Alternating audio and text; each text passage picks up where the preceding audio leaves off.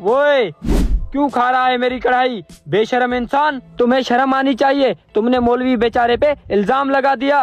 शुक्र है कि हमारी हाथापाई नहीं हुई। क्यों उठाई मेरी कढ़ाई? मुझे माफ कर दो, मुझे बहुत भूख लगी हुई थी। चल दफा हो जाओ यहाँ से। मौलवी साहब, आपकी मेहरबानी, आपने मुझे कढ़ाई ढूंढ के दी। खाली मेहरबानी? मैंने तुझे कढ़ाई ढूंढ कर दी है, मुझे साथ में नहीं खिलाओगे? अच्छा ठीक है, आ जाओ।